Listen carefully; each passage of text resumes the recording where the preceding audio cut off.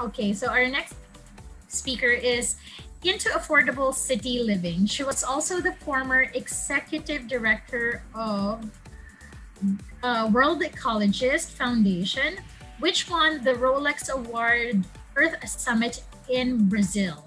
She was appointed by both Presidents Estrada and Arroyo as head of the Philippine Institute of Traditional and Alternative Healthcare called PITACH or PPACH under DOH. She represented the country during the discussion on complementary medicine as organized by the World Health Organization under the United Nations program. She was also under the tutelage of a spiritual mentor for 20 years that focused on mind and body connection, thus bringing about the basic foundation for healthy and happy living. Ladies and gentlemen, please welcome our next speaker, Miss Grace B. Eleazar. Good morning to everybody. Thank you, Commissioner Kiram, for spearheading a program like this. It's very, very helpful to all of us women, especially. And I'm glad that we tackled first the very basic requirement of our living, which is the physical health. I was lucky to have been introduced to a different kind of perspective in life. And this has been going on for the last 44 years. So now you know my age. And the emphasis was on our existential existence. Who are we? And by knowing who you are, you will be able to address the things that are happening in our world. I'm glad that the topic of your program is Rise Up and Shape Up. The emphasis is on the physical. But the perspective that was taught to me by my spiritual mentor 44 years ago was a holistic perspective. You have to look at the consciousness of a human being, which consists of 4 levels: the physical, emotional, mental, and the spiritual. Right now, because of what is happening in the world, we definitely urgently need to address the physical. However, vaccination, face mask, social distancing, and all of the preventive measures are temporary, shall we say, solutions. Since life itself is being threatened, we have to address the solution through a holistic approach. So let me start with the physical. Mona's already talked about physical fitness, what you're supposed to do to increase your endorphins in the body. But the emphasis of what I studied this last 44 years is the food intake, the lifestyle, and the mental programming that you put into your consciousness, and your spiritual concepts of life. When I talk about the physical, we have to be very, very cautious about the food that we eat and the ingredients that we take into our system. In my Labella website, lifestyle section, I have a list of all the things that one should do in order to become healthy and to increase one's immune system. COVID will never go away. Actually, don't be sad because there is a solution. The solution to COVID is the enhancement of your own immune system. We cannot keep on running away from a supposed enemy that we don't even know, that we don't even see. So what is important is that the defense that we should be focusing on is our own internal system. And that cannot be achieved. The immune system cannot be enhanced if you just address the physical body. You have to address the emotional state, you have to address the mental state, and you have to address the spiritual state. If you go to the website, I have 3 articles that talk about what food you're supposed to avoid, the lifestyle that you're supposed to do at this point during COVID. And I'd like to mention some of them. Like, for instance, very important is the kind of diet we're taking at this point. We should try to avoid taking meat at this time. I'm not advocating a total vegetarian diet, but meat putrefies in the colon. And when there's toxic waste in the colon, what happens is that it's like a garbage can. When you don't throw the garbage, you attract flies and worms. So it is with the body. If there is toxic waste in the body, when there's food that is still undigested in the colon, we attract viruses. And that's a number one preventive approach. Number 2, detoxification is another one. Hydrate yourself is another one. Take exercise, definitely. Expose yourself to sunlight. And watch your mental thoughts. Okay. I'm going to skip the emotional level. Can we go to the next slide, please? I think we're still on the healthy guidelines. Yes. I'm going to skip the emotional level and go from physical to the mental. Because the emotional level is the reactionary field of your mental. Your thoughts are very important. When you wake up in the morning, what's your first thought? Not only your thoughts, but your concepts of life. If you are thinking in the morning and say, oh, another day, another hard work, those concepts affect your emotional state. So it is important that you are very aware of the quality of your thoughts, because these are seeds and inputs into your subconscious mind that eventually will attract to you the kind of world that you will experience. After the mental state, after you're aware of the kind of thoughts that you are entertaining on a daily basis, actually not on a daily basis, but on a minute to minute, then we go into the spiritual aspect. The spiritual aspect does not mean religion. It means that which is common to all.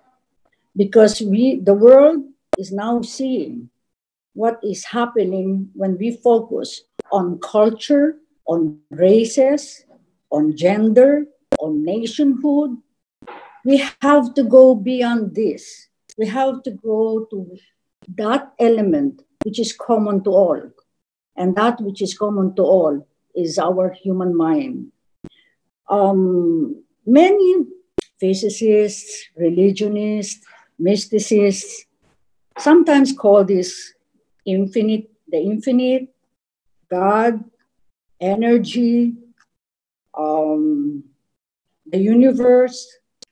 And by focusing on this, we start to break down all the divisiveness that we now see in the world. The spiritual consciousness is in the apex of our, can you please, next slide, please? The pyramid. Yeah, the pyramid. Where's the pyramid? Okay. The spiritual aspect is in the apex of the pyramid, because that's the very basis of the 3 other levels. From the spiritual, it goes down to the mental. From the mental, it goes to the emotional, and the emotional goes to the physical. This is also the basis of, I'm sure you've heard of the chakras, the different power centers of the body. It's like the acupuncture points of the etheric body. And we are right now in the crossroad of a different paradigm in the evolution of humanity.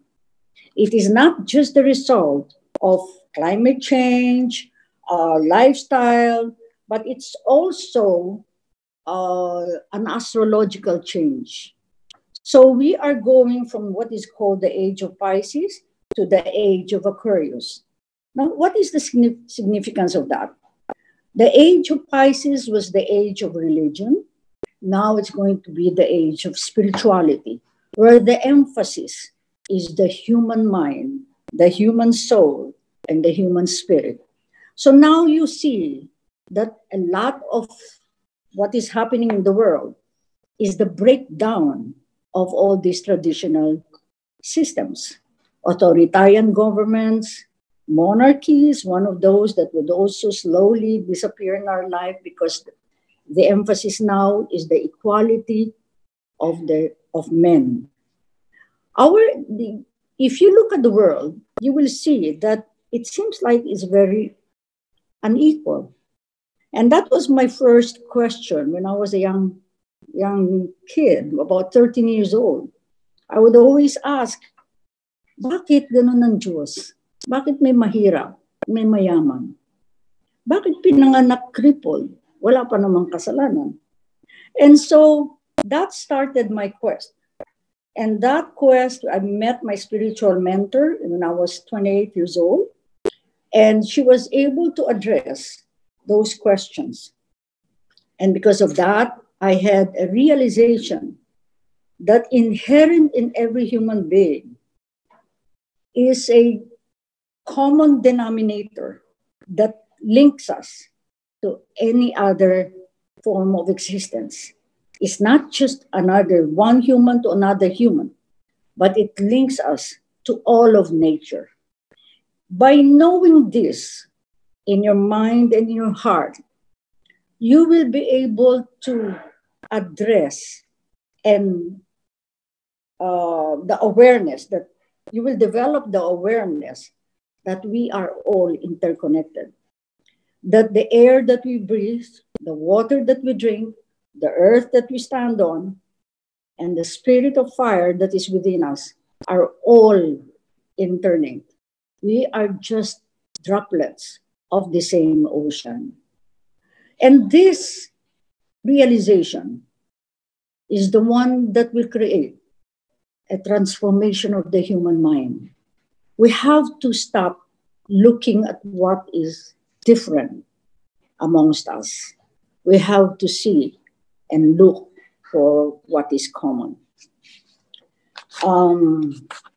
Next slide, please. This is, as I said earlier, we are in the crossroad of a shift in paradigm, in consciousness of the entire globe. Corona pandemic is not an accident. It is the result of our lowering of the frequency of the consciousness of the whole world. Corona is not an enemy. It is us who went to the level of the frequency of bacteria. So what are we supposed to do? We're supposed to do everything that is required of us in the physical, taking good food, sunlight, exercise, but then we go to the mental, a detoxification of our mental concepts of life. We have been so ingrained in the negative aspects of life, our judgments, our criticism, our hates, our resentments. We have gone down so low in our frequency that we now are attracting this kind of environment in our lives. So we now go to the, as I said, after the spiritual, we now go to the spiritual, and this is the advent of the new age. Because God, as I like to quote Matthias de Stefano, God is the frequency of everything. Einstein said, energy is all that is. So if we focus on this, we will be able to rise up. I like your term, rise up and shape up. because we need not only to address the physical in rising up, we need to address all the levels of consciousness. Ano ba ang ibig sabihin ng consciousness? Laging natin naririnig lahat yan sa mga tao.